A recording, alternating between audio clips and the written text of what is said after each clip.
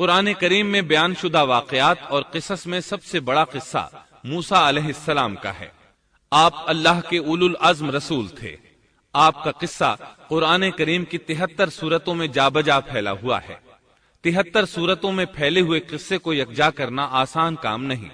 ایسے واقعات کی جزیات کو قرآن و حدیث کی چھلنی میں سے گزارنا انتہائی ضروری ہے، تاکہ ہر بات قرآن اور حدیث سے منطبق ہو جائے اور ان کے نزول کا منشا اور تقاضا بھی پورا ہو جائے۔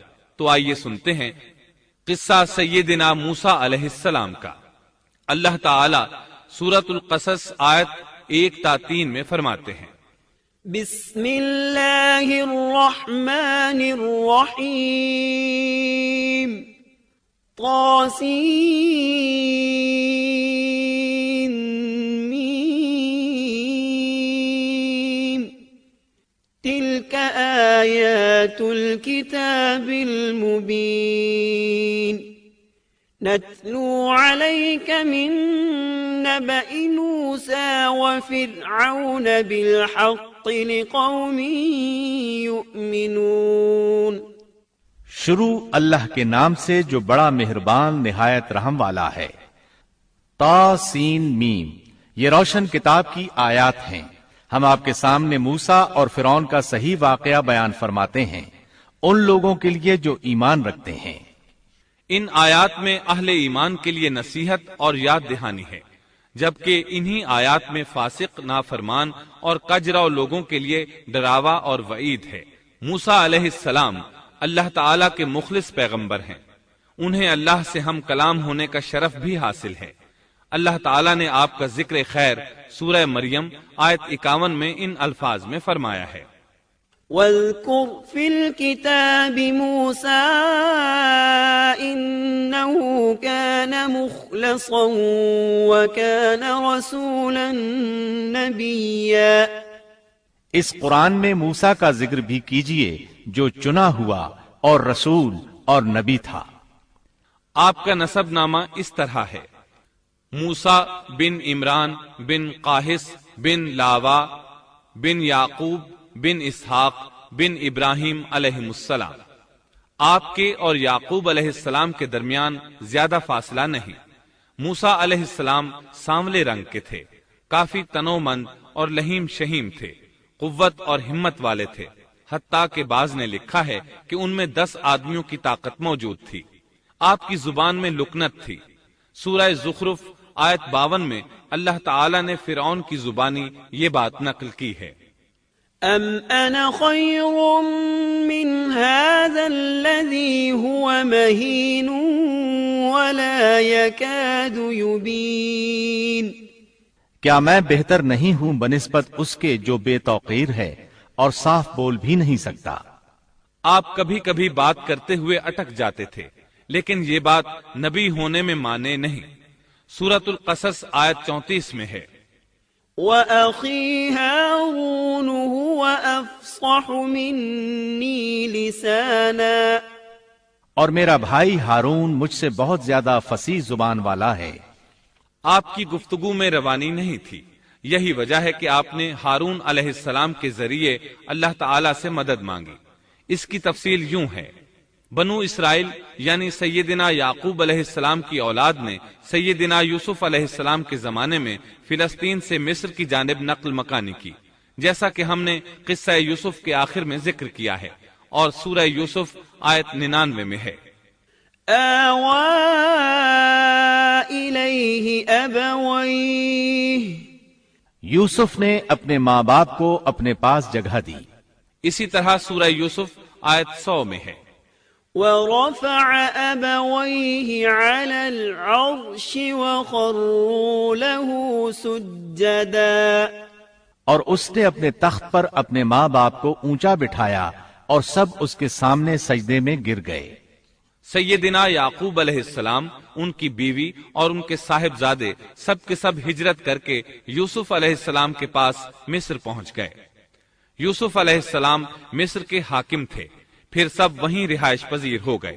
مورخین نے لکھا ہے جب وہ مصر میں داخل ہوئے تھے تو ان کی تعداد 80 تھی، پھر ان کی تعداد بڑھتی چلی گئی اور یہ زیادہ ہوتے چلے گئے۔ یہاں تک کہ جب موسیٰ علیہ السلام انہیں لے کر مصر سے باہر نکلے تو ان کی تعداد قریباً 6 لاکھ کے قریب تھی، اور یہ سب یوسف علیہ السلام کے عہد کے بعد ہوا۔ یوسف علیہ السلام کے زمانے میں مصر کا بادشاہ فرعون تھا۔ فرعون ایک لقب ہے جیسے قیصر، کسرا اور نجاشی لقب ہیں۔ ملک حبشہ کے ہر بادشاہ کو نجاشی کہتے ہیں۔ ملک روم اور قسطنطنیہ کے ہر فرما روا کو قیصر کہتے ہیں۔ ملک فارس کے ہر بادشاہ کو کسرا کہا جاتا تھا۔ اسی طرح جو بھی ملک مصر کا بادشاہ بنتا تھا فرعون کہلاتا تھا، اور یہ سب اس زمانے کی باتیں ہیں۔ یوسف علیہ السلام کے زمانے میں اس فرعون کا نام ایان بن وعید تھا۔ اس کے عہد میں یوسف علیہ السلام صاحب اختیار ہو گئے۔ یہ آپ کا بہت احترام کرتا تھا، اچھی طرح جانتا تھا کہ یوسف علیہ السلام اس کے دین پر نہیں ہیں، اس کے باوجود وہ آپ پر اعتبار کرتا تھا۔ آپ ہی اس کی سلطنت کے اہم امور انجام دیتے تھے۔ یوسف علیہ السلام نے اپنی خداداد حکمت عملی سے ملک کو قحط سالی سے بچایا، بھوک اور افلاس سے نجات دلائی۔ اس لحاظ سے یوسف علیہ السلام کے دور میں بنی اسرائیل نے شاہانہ زندگی بسر کی۔ ملک مصر میں انہیں اعلی مقام حاصل تھا۔ ایان کی وفات کے بعد قابوس بن مصعب بادشاہ بنا۔ یہ نہایت ظالم، جابر اور مشرک تھا۔ اس نے بنی اسرائیل پر مصیبتوں کے پہاڑ توڑے، لیکن ایسا یوسف علیہ السلام کی وفات کے بعد ہوا۔ پھر قابوس کی وفات کے بعد ایک اور فرعون مصر پر حکمران ہوا۔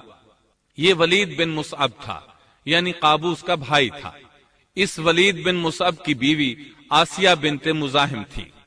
ان کے متعلق نبی کریم صلی اللہ علیہ وسلم کا ارشاد گرامی ہے، كمل من الرجال كثير ولم يكمل من النساء غير مريم بنت عمران وآسية امرأة فرعون وإن فضل عائشة على النساء كفضل السريد على سائر الطعام۔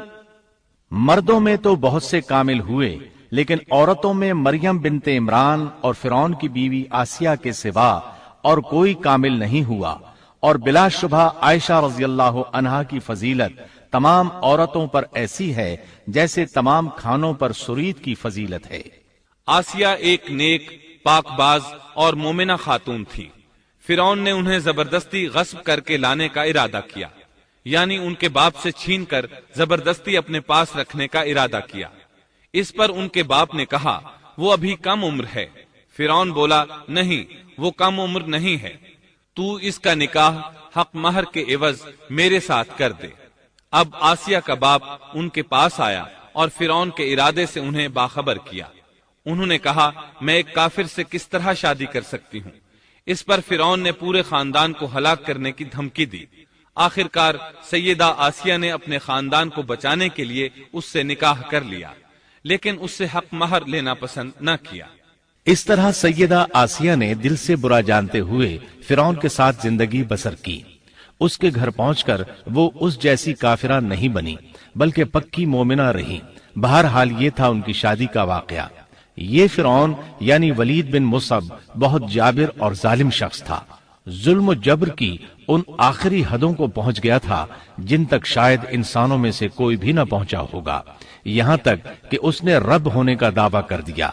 وہ اللہ تعالیٰ کا انکار کرتے ہوئے کہا کرتا تھا، وقال فرعون يا أيها الملأ ما علمت لكم من إله غيري۔ فرعون کہنے لگا اے درباریو، میں تو اپنے سوا کسی کو تمہارا معبود نہیں جانتا۔ اور وہ یہ بھی کہتا تھا، فقال أنا ربكم الأعلى۔ کہنے لگا تم سب کا رب میں ہی ہوں۔ اس نے الوہیت اور ربوبیت دونوں میں اللہ تعالیٰ سے جھگڑا کیا۔ اللہ تعالیٰ سورۃ القصص آیت 4 میں فرماتے ہیں، إن فرعون علا في الأرض وجعل أهلها شيعا يستضعف طائفة منهم يستضعف طائفة منهم يذبح أبناءهم ويستحيي نساءهم إنه كان من المفسدين۔ یقیناً فرعون نے زمین میں سرکشی کر رکھی تھی اور وہاں کے لوگوں کو گروہ گروہ بنا رکھا تھا اور ان کے ایک فرقے کو کمزور کر رکھا تھا اور ان کے لڑکوں کو تو ذبح کر ڈالتا تھا اور ان کی لڑکیوں کو زندہ چھوڑ دیتا تھا۔ بلا شک و شبہ وہ تھا ہی فساد کرنے والوں میں سے۔ اس نے لوگوں کے گروہ اور جماعتیں بنا رکھی تھی۔ فرعون کے زمانے میں بنی اسرائیل سب سے حقیر اور کم درجہ قوم تھی۔ فرعون نے انہیں حد درجے ذلیل اور بے عزت بنا رکھا تھا۔ سبھی کو معاشرے میں نچلے طبقے میں شمار کیا جاتا تھا، جبکہ مصر میں یہی لوگ شاہانہ زندگی گزارا کرتے تھے۔ فرعون نے اعلان کرا رکھا تھا کہ بنی اسرائیل سب کے سب غلام ہیں۔ وہ ان سے زر خرید غلاموں کی طرح مزدوری لیا کرتا تھا۔ ان کی عورتوں سے لونڈیوں باندیوں جیسا برتاؤ کیا جاتا تھا۔ وہ جو چاہتا تھا ان سے کرتا تھا۔ اس نے یہ حکم اپنی رعایا میں عام دے رکھا تھا۔ مصر کے باشندے اعلیٰ درجے کے لوگ سمجھے جاتے تھے، وہ قبطی کہلاتے تھے۔ فرعون نے بنی اسرائیل کو غلام اور محکوم بنا رکھا تھا اور انہیں ہر طرح سے کمزور کر دیا تھا۔ اللہ تعالیٰ سورۃ القصص آیت 4 میں فرماتے ہیں، يستضعف طائفة منهم، اور اس نے ان میں سے ایک فرقے کو کمزور کر رکھا تھا۔ بنی اسرائیل اس ذلت سے نجات پانے کا انتظار کر رہے تھے، اور اس کی وجہ یہ تھی کہ انہیں ایک بشارت ملی ہوئی تھی۔ اس کے مطابق ان کا نظریہ تھا کہ فرعون کے گھر سے ایک بچہ نکلے گا جو انہیں نجات دلائے گا، اور یہ بھی بیان کیا جاتا ہے کہ یہ بشارت انہیں اس طرح ملی تھی کہ خود فرعون نے خواب دیکھا تھا کہ بیت المقدس سے آگ نکل کر مصر کی جانب بڑھتی چلی آ رہی ہے۔ وہ آگ مصر میں موجود تمام لوگوں کو جلائے ڈالتی ہے، مگر اس آگ سے بنی اسرائیل کے گھر محفوظ رہتے ہیں۔ فرعون نے اس خواب کی تعبیر کاہنوں سے پوچھی۔ وہ کاہن اس کے نزدیک عالم تھے۔ انہوں نے خواب کی تعبیر یہ بتائی کہ بنی اسرائیل میں ایک بچہ ایسا پیدا ہونے والا ہے جس کی وجہ سے مصریوں کی ہلاکت ہوگی۔ یہ تعبیر سن کر فرعون ڈر گیا۔ تب اس نے ایک خوفناک حکم جاری کیا، اقتلوا كل من يولد من بني اسرائيل، بنی اسرائیل میں جو بچہ پیدا ہو اسے قتل کر دیا جائے۔ اللہ کی قدرت دیکھیے کہ ہارون علیہ السلام اس سے پہلے پیدا ہو چکے تھے اور موسیٰ علیہ السلام کی والدہ امید سے تھیں۔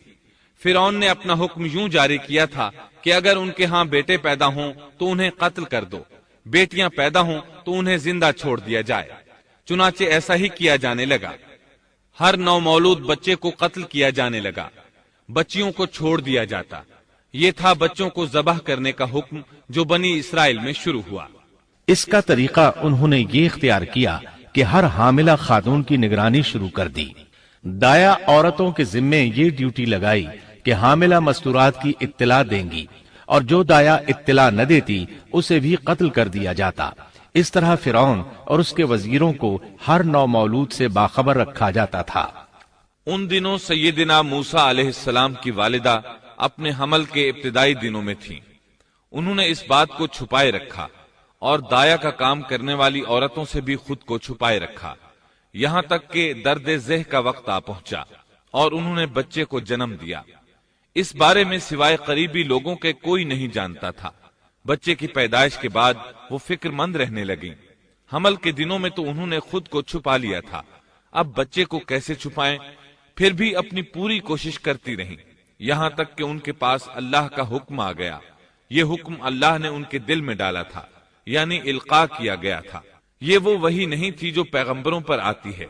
سورۃ القصص آیت 7 میں ہے، وَأَوْحَيْنَا إِلَىٰ أُمِّ مُوسَىٰ أَنْ أَرْضِعِيهِ فَإِذَا خِفْتِ عَلَيْهِ فَأَلْقِيهِ فِي الْيَمِّ وَلَا تَخَافِي وَلَا تَحْزَنِي إِنَّا رَادُّوهُ إليك وجاعلوه من المرسلين۔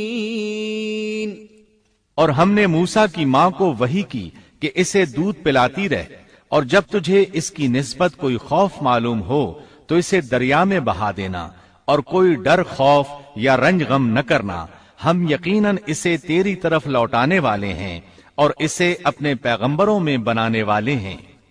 مطلب یہ تھا کہ جب تفتیش اور تحقیق شروع ہو یا خطرات بڑھ جائیں تو اسے دریا میں ڈال دیں۔ امام اسمعی رحمت اللہ علیہ نے ایک بچی کو چند اشعار گنگناتے سنا تو کہنے لگے ان اشعار میں کتنی فصاحت ہے۔ اس بچی نے ان کی بات سن کر کہا اللہ تعالیٰ کے اس فرمان کے بعد کوئی فصاحت باقی نہیں رہ گئی۔ وَأَوْحَيْنَا إِلَىٰ أُمِّ مُوسَىٰ أَنْ أَرْضِعِيهِ فَإِذَا خِفْتِ عَلَيْهِ فَأَلْقِيهِ فِي الْيَمِّ وَلَا تَخَافِي وَلَا تَحْزَنِي إِنَّا رَادُّوهُ إِلَيْكِ وَجَاعِلُوهُ مِنَ الْمُرْسَلِينَ۔ اس آیت مبارکہ میں بیک وقت دو خبریں، دو احکام، دو حکم امتناعی اور دو بشارتیں ہیں، یعنی ہم نے موسیٰ کی ماں کو وحی کی کہ اسے دودھ پلاتی رہے، یہ دو خبریں ہیں، اور جب تجھے خوف محسوس ہو تو اسے دریا میں بہا دے، یہ دو حکم ہیں۔ کوئی خوف نہ کھا اور کوئی غم نہ کر، یہ دو امتناعی حکم ہیں۔ ہم یقیناً اسے تیری طرف لوٹانے والے ہیں اور اسے اپنے پیغمبروں میں سے ایک پیغمبر بنانے والے ہیں، یہ دو بشارتیں ہیں۔ اور پھر واقعی تلاش شروع ہو گئی، بنی اسرائیل پر سختی کی گئی۔ موسیٰ علیہ السلام کی ماں نے اللہ کے حکم کے مطابق بچے کو صندوق میں رکھا اور دریا میں چھوڑ دیا۔ ساتھ ہی موسیٰ علیہ السلام کی بہن سے کہا تو بھی اس کے پیچھے پیچھے چلتی جا۔ چنانچہ وہ دریائے نیل کی موجوں میں چلے اور ان کی بہن کنارے کنارے چلی، اپنے بھائی کی نگرانی کرتی جا رہی ہے کہ دریا میں ڈالنے کے بعد کیا بنتا ہے۔ اللہ تعالیٰ سورۃ القصص آیت 11 میں فرماتے ہیں وقالت لأخته قصيه فبصرت به عن جنب وهم لا يشعرون۔ موسیٰ کی والدہ نے ان کی بہن سے کہا تو اس کے پیچھے پیچھے جا، تو وہ اسے دور ہی دور سے دیکھتی رہی اور فرعونیوں کو اس کا علم بھی نہ ہوا۔ صندوق بہتا ہوا فرعون کے محلات کے قریب آن ٹھہرا۔ محلات دریائے نیل کے کنارے تھے۔ اللہ تعالیٰ سورۃ القصص میں فرماتے ہیں آخر فرعون کے آدمیوں نے صندوق اٹھا لیا، آخرکار یہی بچہ ان کا دشمن ہوا اور ان کے رنج کا باعث بنا۔ اب وہ اس کی بھلائی چاہ رہے ہیں لیکن وہی فرعونیوں کے لیے وبال جان بننے والا تھا۔ اللہ سورۃ القصص آیت 8 میں فرماتے ہیں ان فرعون وهامان وجنودهما كانوا خاطئين۔ کچھ شک نہیں کہ فرعون اور حامان اور ان کے لشکر تھے ہی خطا کار۔ فرعون کی بیوی نے فوراً پہچان لیا کہ یہ بچہ بنی اسرائیل میں سے ہے، چنانچہ اس نے کہا وقالت امرأة فرعون قرة عين لي ولك لا تقتلوه عسى أن ينفعنا أو نتخذه ولدا وهم لا يشعرون۔ اور فرعون کی بیوی نے کہا یہ تو میری اور تیری آنکھوں کی ٹھنڈک ہے، اسے قتل نہ کرو، بہت ممکن ہے یہ ہمیں کوئی فائدہ پہنچائے یا ہم اسے اپنا بیٹا ہی بنا لیں، اور یہ لوگ شعور ہی نہیں رکھتے تھے۔ مطلب یہ کہ اس پورے معاملے میں اللہ تعالیٰ کی تدبیر سے انہیں آگاہی نہیں تھی۔ اس پر فرعون نے کہا یہ صرف تیری آنکھوں کی ٹھنڈک ہے، میری نہیں۔ میں نہیں چاہتا بنی اسرائیل کا کوئی بچہ میری نگرانی میں پلے، لہٰذا یہ صرف تیری ہی آنکھوں کی ٹھنڈک ہے۔ ابن عباس رضی اللہ عنہما فرماتے ہیں اگر فرعون یہ بات کہہ دیتا کہ یہ میری بھی آنکھوں کی ٹھنڈک ہے تو اللہ تعالیٰ اسے ہدایت دے دیتا، لیکن اس نے یوں کہا یہ صرف تیری آنکھوں کی ٹھنڈک ہے، میری نہیں۔ اور پھر ہوا بھی یہی، موسیٰ علیہ السلام آسیہ کی آنکھوں کی ٹھنڈک بن گئے۔ فرعون کی آنکھوں کی ٹھنڈک نہ بنے۔ اللہ تعالی سورۃ القصص آیت 10 میں فرماتے ہیں، وَأَصْبَحَ فُؤَادُ أُمِّ مُوسَى فَارِغًا، اور موسیٰ کی والدہ کا دل بے قرار ہو گیا، یعنی اس کا دل موسیٰ علیہ السلام کی یاد کے علاوہ دنیا کی ہر چیز سے خالی ہو گیا۔ ماں کی محبت اور ماں کے دل کا حال ذرا دیکھیے، مصیبت میں اس پر کیا گزرتی ہے۔ وہ مہربانی جو ماں کے دل میں ہوتی ہے، وہ محبت جو صرف اسی دل کا خاصہ ہے، ہم مردوں کی جماعت اس کیفیت کو نہیں جانتی جو مصیبت کے وقت ماں کے دل پر گزرتی ہے۔ چنانچہ اللہ تعالیٰ فرما رہے ہیں، اور موسیٰ کی والدہ کا دل بے قرار ہو گیا، یعنی موسیٰ علیہ السلام کی محبت کے سوا اس دل میں اور کچھ نہ رہا۔ ہر وہ چیز جو اسے دنیا میں پیاری تھی موسیٰ کی محبت پر غالب نہ آ سکی، بس دل میں موسیٰ ہی موسیٰ تھے۔ اللہ تعالیٰ سورۃ القصص آیت 10 میں فرماتے ہیں، إن كادت لتبدي به لولا أن ربطنا على قلبها لتكون من المؤمنين، قریب تھیں کہ اس واقعے کو بالکل ظاہر کر دیتی اگر ہم ان کے دل کو ڈھارس نہ دے دیتے، یہ اس لیے کہ وہ یقین کرنے والوں میں رہے۔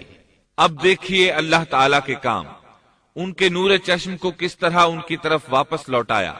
بچہ جب محل میں پہنچا تو اس نے دودھ کے لیے رونا شروع کر دیا۔ اس کے پاس دودھ پلانے والیاں لائی گئیں، لیکن بچے نے کسی عورت کا دودھ نہ پیا۔ آخر وہ بچے کو اٹھا کر باہر لائے۔ اللہ آیت 12 میں فرماتے ہیں، وَحَرَّمْنَا عَلَيْهِ الْمَرَاضِعَ مِن قَبْلِ، اور ان کے پہنچنے سے پہلے ہم نے موسیٰ پر دائیوں کا دودھ حرام کر دیا تھا۔ جو عورت بھی آپ کو دودھ پلانے کی کوشش کرتی ناکام ہو جاتی۔ اب ظاہر ہے یہ رکاوٹ تو اللہ تعالیٰ کی طرف سے تھی، کوئی دودھ پلانے میں کامیاب ہو بھی کیسے سکتی تھی۔ ادھر موسیٰ علیہ السلام کی بہن دور کھڑی یہ سب دیکھ رہی تھی۔ سورۃ القصص آیت 12 میں ہے، فقالت هل أدلكم على أهل بيت يكفلونه لكم وهم له ناصحون، یہ کہنے لگیں کیا میں تمہیں ایسا گھرانہ نہ بتاؤں جو اس بچے کی تمہارے لیے پرورش کرے اور ہوں بھی وہ اس بچے کے خیر خواہ۔ انہوں نے پوچھا، اے بچی تو کیسے جانتی ہے کہ وہ اس بچے کی خیر خواہی کریں گی؟ بچی نے جواب دیا، اس لیے کہ وہ ایک غریب گھرانہ ہے۔ جب انہیں معلوم ہوگا کہ یہ بچہ فرعون کے گھر سے آیا ہے تو انہیں انعام و اکرام ملنے کی امید رہے گی۔ اس گھر میں ایک نیک سیرت خاتون ہے، وہ اس بچے کو بخوشی دودھ پلانا قبول کرے گی۔ انہوں نے کہا، چلو ٹھیک ہے۔ چنانچہ آپ کی بہن انہیں گھر لے آئی۔ والدہ محترمہ نے بچے کو دودھ پلایا تو آپ نے فوراً دودھ پینا شروع کر دیا۔ سیدہ آسیہ نے ان کی طرف پیغام بھیجا کہ وہ محل میں آ جائے، اور جب تک بچہ دودھ پیتا رہے وہ اس کے پاس محل ہی میں رہے۔ لیکن موسیٰ علیہ السلام کی ماں نے انکار کر دیا۔ انہوں نے کہا، میرے اہل و عیال ہیں، میرے خاوند بھی ہیں، لہٰذا ان کے ہوتے ہوئے میں گھر نہیں چھوڑ سکتی۔ اب چونکہ بچے نے کسی اور کا دودھ پینا قبول نہیں کیا تھا، اس لیے وہ خود بچے کو لے کر آتے تھے۔ اس طرح موسیٰ علیہ السلام کی والدہ کا بے حد احترام ہونے لگا۔ فرعون کے ہر کارے تحفے تحائف ان کے گھر لانے لگے۔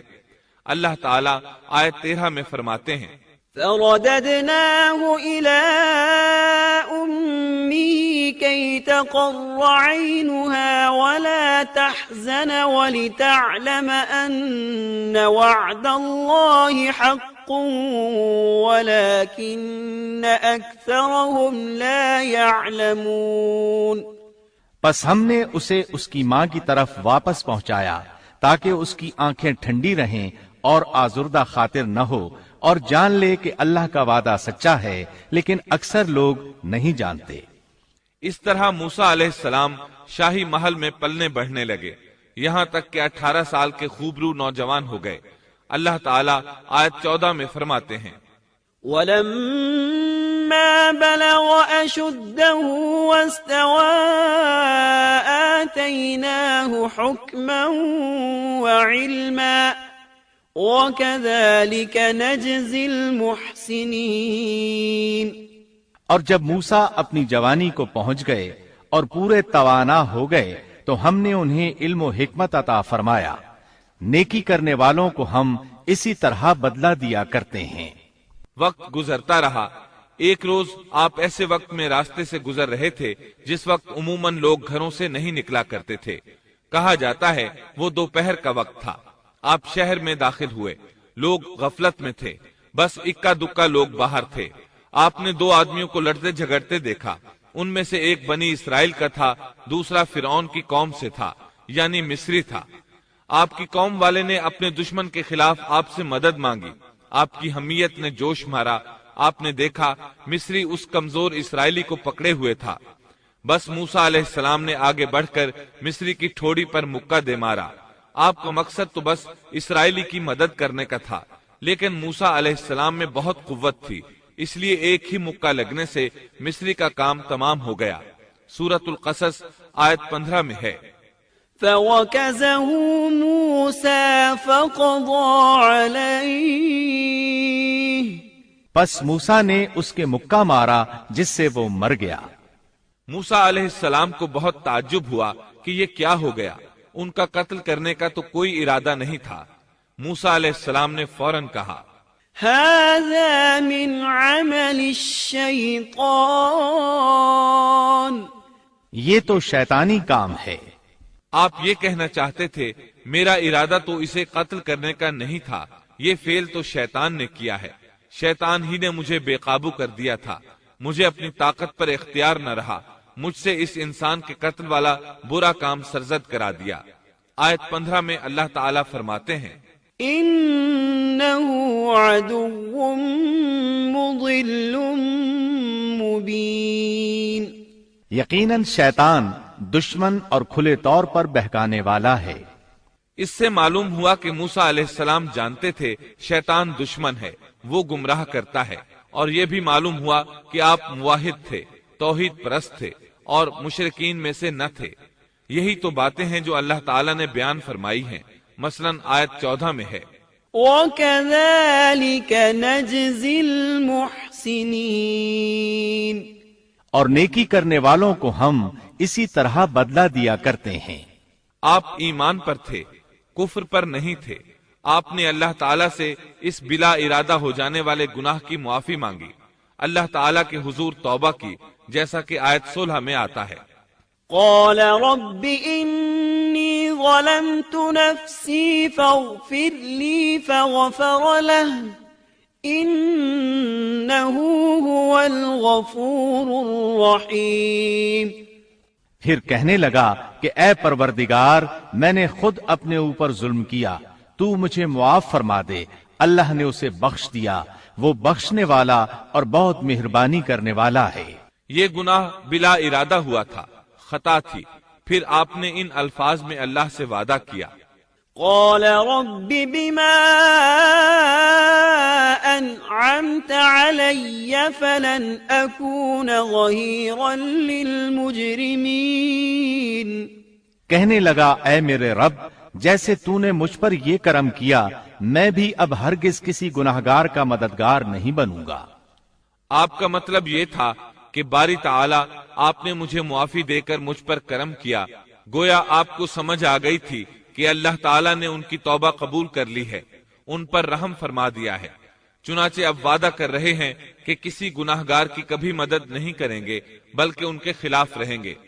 تاہم انہیں اس بات کا خدشہ لاحق ہو گیا تھا کہ کہیں انہیں اس مصری کے قتل کے بدلے میں قتل نہ کر دیا جائے, جیسا کہ آیت 18 میں آتا ہے فأصبح في المدينة خائفا يترقب فإذا الذي استنصره بالأمس يستصرخه قال له موسى إنك لغوي مبين. صبح ہی صبح ڈرتے اندیشے کی حالت میں خبریں لینے کے لیے شہر میں گئے. اچانک دیکھا کہ وہی شخص جس نے کل ان سے مدد طلب کی تھی ان سے فریاد کر رہا ہے. موسیٰ نے اس سے کہا کہ اس میں شک نہیں تو سری گمراہ ہے. مطلب یہ کہ جب وہ شہر پہنچے تو انہوں نے کل جیسا ہی منظر دیکھا. وہی اسرائیلی ایک دوسرے مصری سے لڑ رہا تھا۔ انہیں دیکھ کر اس نے پھر ان سے مدد مانگی۔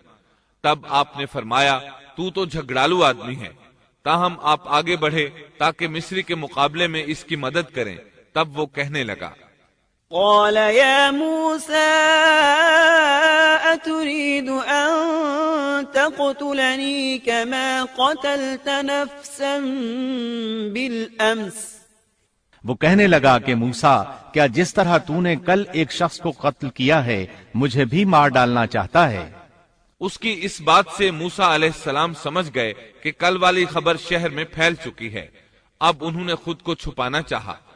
اس وقت آپ کے پاس آل فرعون میں سے ایک مومن آدمی بھاگتا ہوا آیا۔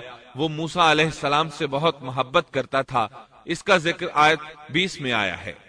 وجاء رجل من أقصى المدينة يسعى قال يا موسى إن الملأ يأتمرون بك ليقتلوك فاخرج إني لك من الناصحين۔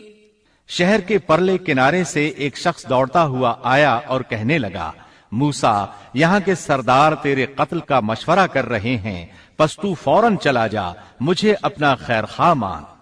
اس سے پہلے کہ وہ تجھے گرفتار کر لیں، جلدی کر، یہاں سے نکل جا۔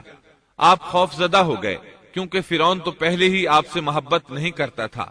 اس نے تو آپ کو سیدہ آسیہ کے کہنے پر محل میں رکھا تھا۔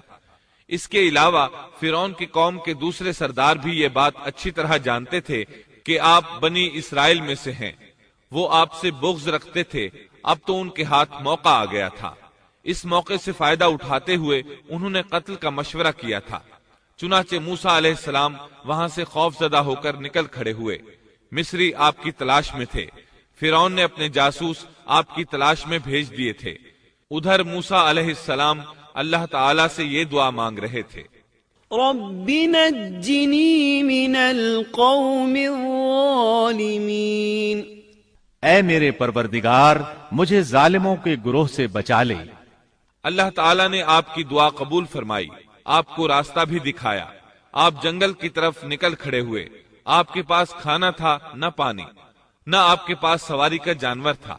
آپ کو کچھ معلوم نہیں تھا کہ کدھر جا رہے ہیں۔ بس آپ جنگل میں چلتے رہے۔ آپ مصر سے فلسطین کی طرف جا رہے تھے۔ راستے میں آپ کے جوتے بھی ٹوٹ گئے۔ اب ننگے پاؤں سفر شروع ہوا۔ بھوک لگتی تو درختوں کے پتے کھا لیتے۔ اس طرح آپ مدین پہنچ گئے۔ آپ سن چکے ہیں، مدین اللہ کے نبی شعیب علیہ السلام کی بستی تھی۔ اس وقت شعیب علیہ السلام کافی بوڑھے ہو چکے تھے، اور یہ واقعات شعیب علیہ السلام کی قوم کی تباہی کے بعد کے ہیں۔ آپ مدین کے پانی پر پہنچ گئے۔ بستی کے باہر ان لوگوں کی پانی کی جگہ تھی۔ وہیں وہ لوگ اپنے جانوروں کو پانی پلاتے تھے، اپنے لیے بھی وہیں سے پانی لیتے تھے۔ موسیٰ علیہ السلام نے دیکھا کہ لوگ آ جا رہے ہیں، کسی کے پاس بکری ہے، کسی کے پاس اونٹ ہے۔ انہوں نے حوض بنا رکھے ہیں، وہ کنویں سے پانی نکال کر ان حوضوں میں ڈالتے ہیں۔ مال مویشی کے لیے الگ حوض ہیں اور انسانوں کے لیے الگ حوض ہیں۔ آپ نے وہاں دو ایسی عورتوں کو دیکھا جن کے پاس بکریاں تھیں۔ وہ اپنی بکریوں کو پانی سے دور ایک طرف لیے کھڑی تھیں، ان کو پانی کی طرف جانے سے روکے ہوئے تھیں۔ آیت 23 میں ہے، وَلَمَّا وَرَدَ مَاءَ مَدْيَنَ وَجَدَ عَلَيْهِ أُمَّةً مِّنَ النَّاسِ يَسْقُونَ وَوَجَدَ مِن دُونِهِمُ امْرَأَتَيْنِ تَذُودَانِ۔ مدین کے پانی پر جب آپ پہنچے تو دیکھا کہ لوگوں کی ایک جماعت وہاں پانی پلا رہی ہے، اور دو عورتیں الگ کھڑی اپنے جانوروں کو روکتی ہوئی دیکھیں۔ موسیٰ علیہ السلام کو یہ دیکھ کر حیرت ہوئی کہ سب لوگ تو اپنے جانوروں کو پانی پلا رہے ہیں اور یہ دونوں پیچھے کھڑی ہیں۔ یہ کیا معاملہ ہے؟ قال ما خطبكما؟ پوچھا کہ تمہارا کیا حال ہے؟ یعنی تم اپنی بکریوں کو پانی کیوں نہیں پلا رہی؟ آیت 23 میں آتا ہے، قالتا لا نسقي حتى حتى يصدر الرعاء وأبونا شيخ كبير. وہ بولیں کہ جب تک یہ چرواہے واپس نہ لوٹ جائیں ہم پانی نہیں پلاتی اور ہمارے والد بہت بڑی عمر کے بوڑھے ہیں. مطلب یہ کہ اتنی بھیڑ میں ہم کیسے داخل ہوں. یہ سن کر موسیٰ علیہ السلام آگے بڑھے، طاقت سے ان لوگوں کو پیچھے ہٹایا اور پانی نکال کر ان کی بکریوں کو پلایا. پھر ایک درخت کے سائے تلے جا بیٹھے اور یوں دعا کرنے لگے. فقال رب إني لما أنزلت إلي من خير فقير. اے پروردگار تو جو کچھ بھلائی میری طرف اتارے میں اس کا محتاج ہوں. سیدنا عبداللہ بن عباس رضی اللہ عنہما بیان کرتے ہیں کہ سیدنا موسیٰ علیہ السلام ننگے پاؤں مدین پہنچے تھے. ان کے پیروں کی جلد اتر گئی تھی. پیٹ بھوک کی شدت کی وجہ سے کمر سے لگ رہا تھا. درختوں کے پتے کھاتے رہے تھے اس لیے ان کے منہ سے پتوں کی بو آتی تھی. لہٰذا اس وقت وہ سخت حاجت مند تھے. بھوک شدید تھی، اذیت بھی بہت پہنچی تھی، لیکن وہ کسی سے بھی سوال کرنے کے لیے تیار نہیں تھے. ان دونوں عورتوں میں سے ایک نے ان کی دعا کے الفاظ سن لیے. دونوں اپنے والد شعیب علیہ السلام کے پاس آئیں. انہیں موسیٰ علیہ السلام کے بارے میں بتایا. یہ بھی بتایا کہ وہ شخص محتاج ہے لیکن بہت خوددار ہے، جیسا کہ آیت 25 میں ہے. فجاءته إحداهما تمشي على استحياء قالت إن أبي يدعوك ليجزيك أجر ما سقيت لنا. اتنے میں ان دونوں عورتوں میں سے ایک ان کی طرف شرم و حیا سے چلتی ہوئی آئی اور کہنے لگی میرے باپ آپ کو بلا رہے ہیں. آپ نے ہمارے جانوروں کو جو پانی پلایا ہے اس کی اجرت دینا چاہتے ہیں. موسیٰ علیہ السلام خوددار ہونے کے باوجود اس وقت شدید حاجت مند تھے. چنانچہ موقع کی مناسبت سے ساتھ چل پڑے. وہ عورت مارے حیا کے چھپ رہی تھی. یہ بات محسوس کر کے موسیٰ علیہ السلام اس سے آگے چلنے لگے. کوئی موڑ نہ ہوتا تو لڑکی اس سمت میں کنکر پھینک دیتی. موسیٰ علیہ السلام اس سمت میں مڑ جاتے. اس طرح وہ گھر تک پہنچے. موسیٰ علیہ السلام کی ملاقات شعیب علیہ السلام سے ہوئی. انہوں نے اپنے بارے میں بتایا. جو واقعات ان کے ساتھ پیش آئے تھے وہ بتائے. شعیب علیہ السلام نے ان سے فرمایا قال لا تخف نجوت من القوم الظالمين. کہنے لگے اب نہ ڈر، تو نے ظالم قوم سے نجات پالی. اس وقت دونوں لڑکیوں میں سے ایک نے کہا قالت إحداهما يا أبت استأجره إن خير من استأجرت القوي الأمين. ان دونوں میں سے ایک نے کہا کہ ابا جان آپ انہیں مزدوری پر رکھ لیجئے کیونکہ جنہیں آپ اجرت پر رکھیں ان میں سے سب سے بہتر وہ ہے جو مضبوط اور ایماندار ہو. پھر شعیب علیہ السلام نے ان سے اپنی ایک بیٹی کا نکاح کرنا چاہا جبکہ موسیٰ علیہ السلام کے پاس تو کوئی چیز نہیں تھی. لہذا سوال یہ پیدا ہوا کہ حق مہر کیا طے کیا جائے. قال إني أريد أن أنكحك إحدى ابنتي هاتين على أن تأجرني 8 حجج. اس نے کہا میں اپنی ان دونوں لڑکیوں میں سے ایک کو آپ کے نکاح میں دینا چاہتا ہوں اس پر کہ آپ 8 سال تک میرا کام کاج کریں. ساتھ ہی فرمایا فَإِنْ أَتْمَمْتَ 10 فَمِنْ عِنْدِكَ. ہاں اگر آپ 10 سال پورے کریں تو یہ آپ کی طرف سے بطور احسان کے ہے. یعنی 8 سال تک آپ ضرور بکریاں چرائیں گے. اس کے بعد کے 2 سال کا آپ کو اختیار ہے.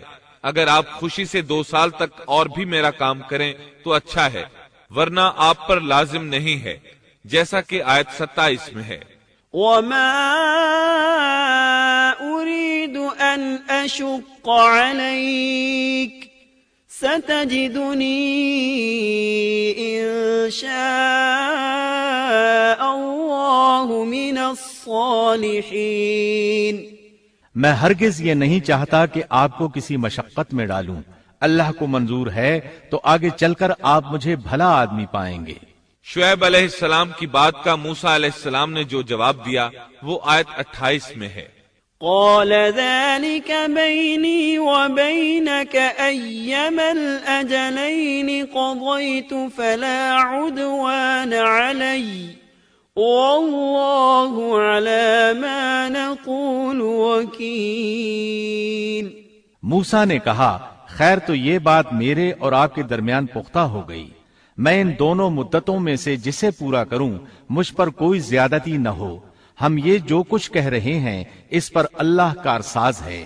مطلب یہ کہ سیدنا موسیٰ علیہ السلام کہہ رہے ہیں کہ اب یہ اختیار میرا ہے کہ میں 8 سال پورے کروں یا 10 سال، مجھ پر کوئی زیادتی نہیں ہوگی۔ ابن عباس رضی اللہ عنہما سے پوچھا گیا موسیٰ علیہ السلام نے کون سی مدت پوری کی تھی؟ آپ نے فرمایا انہوں نے 10 سال پورے کیے تھے۔ موسیٰ علیہ السلام نے ادھر 10 سال پورے کیے، یعنی اپنا عہد پورا کیا۔ اب انہیں خیال آیا کہ کافی وقت گزر چکا ہے اور حالات بھی بدل چکے ہیں، لہٰذا اب میں واپس مصر جا سکتا ہوں، اپنی والدہ، اپنے بھائی اور بہن سے ملنا چاہیے۔ فلما قضى موسى الأجل وسار بأهله، جب موسیٰ نے مدت پوری کر لی اور اپنے گھر والوں کو لے کر چلے، مطلب یہ کہ 10 سال پورے کر لیے، اب اپنی بیوی کو لے کر مصر کی طرف روانہ ہوئے، لیکن آپ مصر کا راستہ تو جانتے ہی نہ تھے، کسی سے پوچھنا چاہتے تھے۔ رات سرد تھی، سردی پورے زوروں پر تھی، ان کے پاس آگ جلانے کے لیے کچھ نہ تھا، انہیں آگ کی تلاش تھی۔ اللہ تعالیٰ سورہ طٰہٰ آیت 9 تا 10 میں فرماتے ہیں وَهَلْ أَتَاكَ حَدِيثُ مُوسَىٰ إِذْ رَأَىٰ نَارًا، تجھے موسیٰ کا قصہ بھی معلوم ہے جبکہ اس نے آگ دیکھی۔ موسیٰ علیہ السلام کو دور، بہت دور پہاڑ کی چوٹی پر آگ نظر آئی اور انہیں آگ کی شدید ضرورت تھی تاکہ آگ تاپ سکیں اور اس کے ذریعے راستہ دیکھ سکیں، اور رات انتہائی سرد اور تاریک تھی، اور یہ سب تقدیر الہی ہے۔ وہی ذات ہے جس نے رات کو تاریک اور سرد بنایا تھا، اسی نے آگ کی شدید حاجت پیدا کی تھی تاکہ آپ کو نبوت سے سرفراز کیا جا سکے۔ انہوں نے آگ دیکھی تو اپنے گھر والوں سے کہا إِنِّي آنَسْتُ نَارًا لَعَلِّي آتِيكُم مِّنْهَا بِقَبَسٍ أَوْ أَجِدُ عَلَى النَّارِ هُدًى۔ مجھے آگ دکھائی دی ہے، بہت ممکن ہے کہ میں اس کا کوئی انگارہ تمہارے پاس لاؤں یا آگ کے پاس سے راستے کی اطلاع پاؤں۔ جب موسیٰ علیہ السلام آگ کے قریب پہنچ گئے تو وہاں ایک عجیب ہی نظارہ تھا۔ قرآن کریم نے اور بھی کئی منظر بیان فرمائے ہیں، لیکن یہ منظر ان سب سے انوکھا منظر تھا۔ یہ آگ نہیں تھی بلکہ ایک بہت بڑے کانٹے دار درخت کے اندر سے نور نکل رہا تھا، یا یوں کہہ لیں کہ درخت سے آگ کے شعلے نکل رہے تھے۔ موسیٰ علیہ السلام بہت حیران ہوئے، ذرا اور قریب ہوئے تو درخت اور زیادہ منور نظر آیا، پھر انتہائی قریب چلے آئے، تب اس درخت میں سے آواز سنائی دی۔ یہ آواز اللہ سبحانہ و تعالی اور ایک انسان کے درمیان براہ راست خطاب تھا۔ اس جیسے خطاب کی مثال اور کہیں نہیں ملتی۔ سورہ طٰہٰ آیت 11 اور 12 میں ہے فَلَمَّا أَتَاهَا نُودِيَ يَا مُوسَىٰ إِنِّي أَنَا رَبُّكَ فَاخْلَعْ عَلَيْكَ إِنَّكَ بِالْوَادِ الْمُقَدَّسِ طُوًى۔ جب وہ وہاں پہنچے تو آواز دی گئی، اے موسیٰ، یقیناً میں ہی تیرا پروردگار ہوں، تو اپنے جوتے اتار دے، اس لیے کہ تو پاک میدان طوا میں ہے۔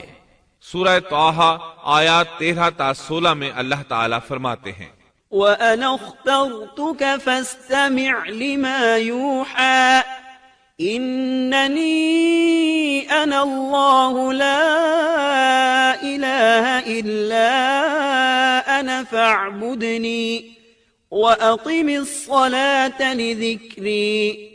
إن الساعة آتية أكاد أخفيها لتجزى كل نفس بما تسعى فلا يصدنك عنها من لا يؤمن بها واتبع هواه فتردى. اور میں نے تجھے منتخب کر لیا ہے، اب جو وحی کی جائے اسے کان لگا کر سن. بے شک میں ہی اللہ ہوں، میرے سوا کوئی عبادت کے لائق نہیں، بس تو میری ہی عبادت کر اور میری یاد کے لیے نماز قائم رکھ. قیامت یقیناً آنے والی ہے جس کو میں پوشیدہ رکھنا چاہتا ہوں تاکہ ہر شخص کو وہ بدلہ دیا جائے جو اس نے کوشش کی ہو. پس اب اس کے یقین سے تجھے کوئی ایسا شخص روک نہ دے جو اس پر ایمان نہ رکھتا ہو اور اپنی خواہش کے پیچھے پڑا ہو، ورنہ تو ہلاک ہو جائے گا. قرآن کریم میں یہ مضمون دیگر مقامات پر بھی بیان ہوا ہے. سورۃ القصص آیت 30 میں ہے، فلما أتاها نودي من شاطئ الوادي الأيمن في البقعة المباركة من الشجرة أن يا موسى إني أنا الله رب العالمين. پس جب وہاں پہنچے تو اس بابرکت زمین کے میدان کے دائیں کنارے کے درخت میں سے آواز دیے گئے کہ اے موسیٰ، یقیناً میں ہی اللہ ہوں، سارے جہانوں کا پروردگار. اللہ تعالیٰ نے براہ راست ان سے کلام فرمایا، ان سے خطاب کیا اور اپنی عظمت کو ان کے سامنے ظاہر کیا. پھر پوچھا، وما تلك بيمينك يا موسى. اے موسیٰ، تیرے اس دائیں ہاتھ میں کیا ہے؟ اللہ تعالیٰ تو جانتے تھے، لیکن اپنی قدرت دکھانے کے لیے پوچھا. موسیٰ علیہ السلام نے جواب دیا، قال هي عصاي أتوكأ عليها وأهش بها على غنمي ولي فيها مآرب أخرى. جواب دیا کہ یہ میری لاٹھی ہے، اس پر میں ٹیک لگاتا ہوں اور اس سے میں اپنی بکریوں کے لیے پتے جھاڑ لیا کرتا ہوں، اور بھی اس میں مجھے بہت سے فائدے ہیں.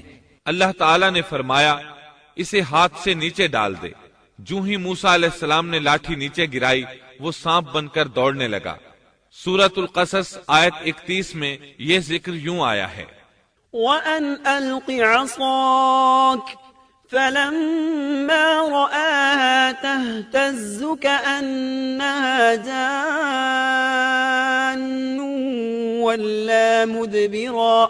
اور یہ آواز بھی آئی کہ اپنی لاٹھی ڈال دو. پھر جب اس کو دیکھا کہ وہ سانپ کی طرح پھن پھنا رہی ہے تو پیٹھ پھیر کر واپس ہو گئے. یعنی اس طرح بھاگے کہ پیٹھ پھیر کر نہ دیکھا. ایسے میں اللہ تعالیٰ نے آواز دی، یا موسیٰ اقبل ولا تخف انک من الآمنین. اے موسیٰ، آگے آ، ڈر مت، یقیناً تو ہر طرح امن والا ہے. اسی طرح سورہ طٰہٰ آیت 21 میں فرمایا، قال خذها ولا تخف سنعيدها سيرتها الأولى.